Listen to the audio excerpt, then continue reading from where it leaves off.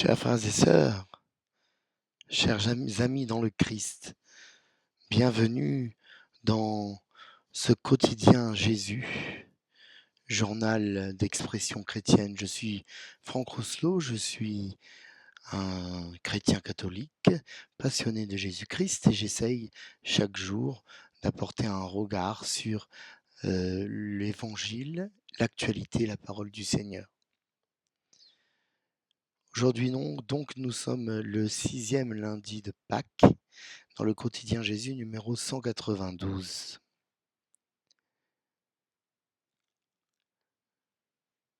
Nous sommes toujours dans ce temps pascal où nous fêtons la résurrection.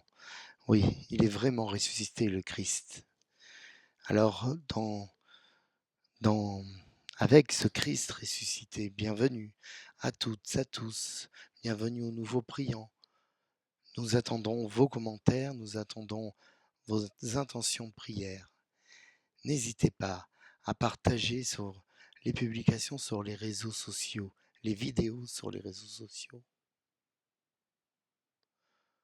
Au nom du Père et du Fils et du Saint-Esprit. Amen. Cela n'est pas de gaieté de cœur que nous prenons position face aux questions de bioéthique. La France affiche par son gouvernement et son Parlement son désir de faire évoluer les lois. On veut accélérer l'adoption de l'euthanasie.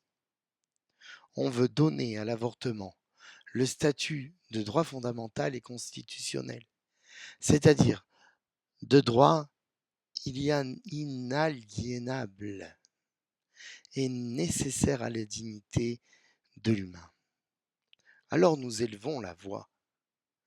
Et ce n'est pas de gaieté de cœur, tant les chrétiens ne se complaisent pas dans la protestation. Mais c'est à la manière de protéger la vie et de traiter les morts qu'on voit la valeur d'un État. La vie, cela n'est pas nous qui la prenons ou ni qui la donnons, mais Dieu, et lui seul, qu'il nous vienne en aide. Aujourd'hui, nous prions pour les enfants malades, particulièrement pour Alba. Demandons leur guérison au Seigneur. Nous prions aussi pour les enfants victimes d'abus, que la justice soit faite et que nous soyons tous des acteurs de la protection des mineurs.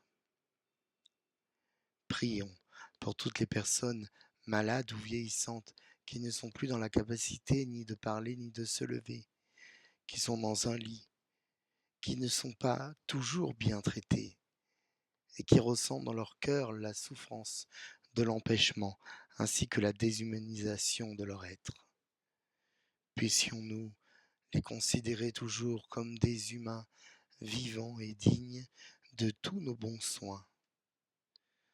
Oui, espérons et bénissons le Seigneur, il est bon, éternel est son amour, en lui rien n'est impossible. Seigneur, prends pitié. Ô Christ, prends pitié. Seigneur, prends pitié.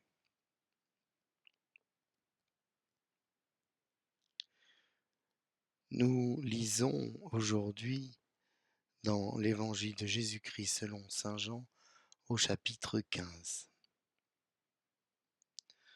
En ce temps-là, Jésus disait à ses disciples, « Quand viendra le défenseur, que je vous enverrai d'auprès du Père, lui, l'Esprit de vérité, qui procède du Père, il rendra témoignage en ma faveur.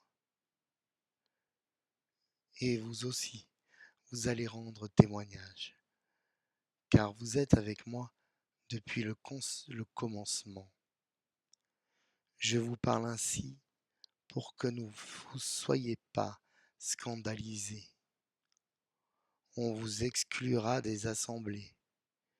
Bien plus, l'heure vient où tous ceux qui vous tueront s'imagineront qu'ils rendent un culte à Dieu.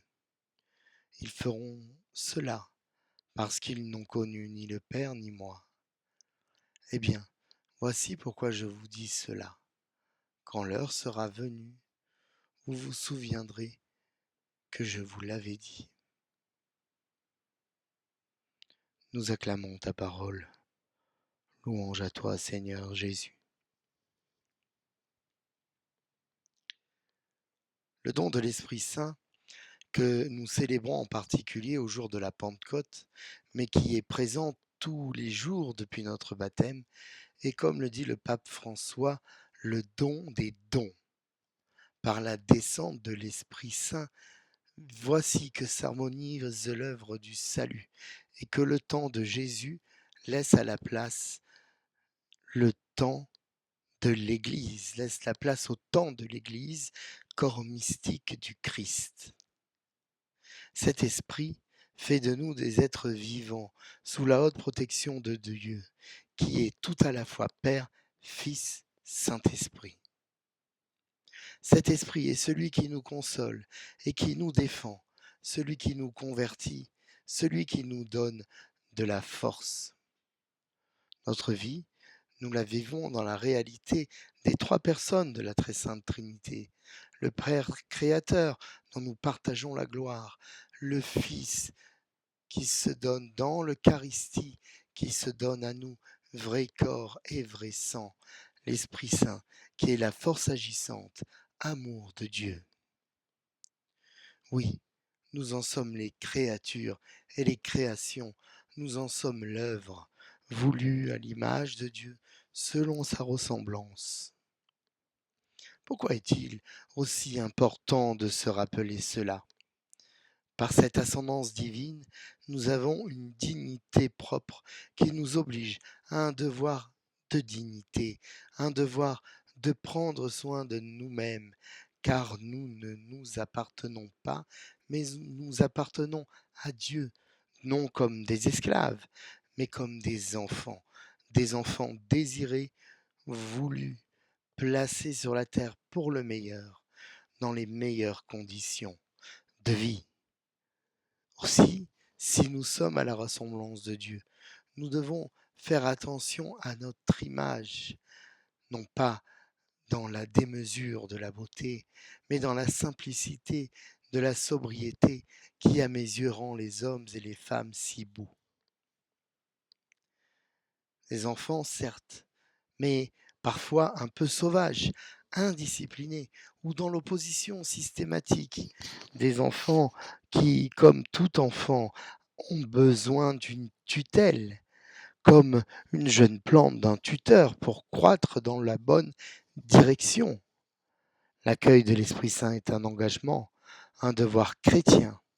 C'est se rendre fidèle à une foi qui n'est ni variable ni relative, mais une foi commune, vécue de façon personnelle et singulière, qui assume les saints mystères, inexplicables mais révélés. Et cela, ça dérange. Le chrétien, s'il obéit à son état, reste et demeure libre, totalement libre, et ce qui fait son cœur et son âme, rien ni personne ne peut l'altérer. Alors, c'est certain, lorsqu'on affirme la primauté de la vie et la dignité de la vie, de la conception jusqu'à la mort naturelle, ça dérange. Ce principe est pourtant perpétuellement révolutionnaire, mais la conception qu'ont les États est relative. La conception, leur conception de la vie est relative, comme est relative la façon dont ils traitent les morts. Pour tout cela et bien d'autres, nous sommes accusés de conservatisme, de fondamentalisme, d'extrémisme, de comportement rétrograde, parfois de complotisme, Mot à la grande mode, fourre-tout s'il en est, où l'on peut cataloguer n'importe quel opposant. Néanmoins, il ne saurait être question de dévier ni à gauche ni à droite, car c'est toi que nous professons, c'est toi que nous annonçons et qui nous aide pour le bien du monde. Amen. Alléluia. Prions. Aujourd'hui, dans l'office des lectures, nous pouvons lire un passage du traité de Didyme d'Alexandrie sur la Trinité. Le Saint-Esprit étant Dieu, nous renouvelle dans le baptême, en union avec le Père et le Fils. Il nous ramène d'un état de laideur à notre beauté primitive. Il nous comble tellement de sa grâce que nous n'avons plus de place pour accueillir tout ce qui serait indigne de notre désir. Il nous libère du péché et de la mort à partir de l'existence terrestre, c'est-à-dire de la poussière et de la cendre. Il fait de nous des hommes spirituels, participants de la gloire divine, fils héritiers de Dieu le Père. Fin de citation. Oremus. Accorde-nous, Dieu très bon, de voir fructifier tout au long de notre vie les grâces que nous offre le temps pascal par Jésus le Christ notre Seigneur. Amen.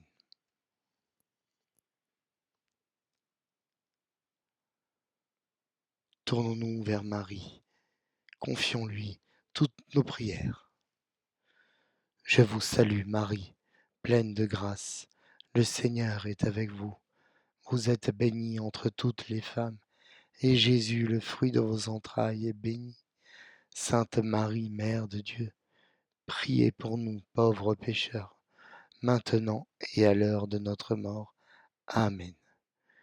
Gloire au Père, au Fils, au Saint-Esprit, comme il était au commencement, maintenant et toujours et pour les siècles des siècles. Amen. Ô mon Jésus, pardonne-nous nos péchés, préserve-nous du feu de l'enfer, et conduis au ciel toutes les âmes, surtout celles qui ont le plus besoin de ta divine miséricorde. Notre-Dame de la paix, priez pour nous. Notre-Dame de la paix, priez pour nous. Notre-Dame de la paix, priez pour nous. Notre-Dame des petits et des pauvres, priez pour nous. Notre-Dame de tous les peuples, priez pour nous. Je vous souhaite, chers amis, à tous, à toutes, un bon lundi, une bonne reprise du travail, un bon début de semaine civile. Je vous souhaite un lundi dans la joie et la gloire de notre Seigneur Jésus-Christ, de notre Dieu et Père, notre Créateur. Demandons au Seigneur qu'il nous bénisse et qu'il nous garde, le Père, le Fils et le Saint-Esprit. Amen. À demain.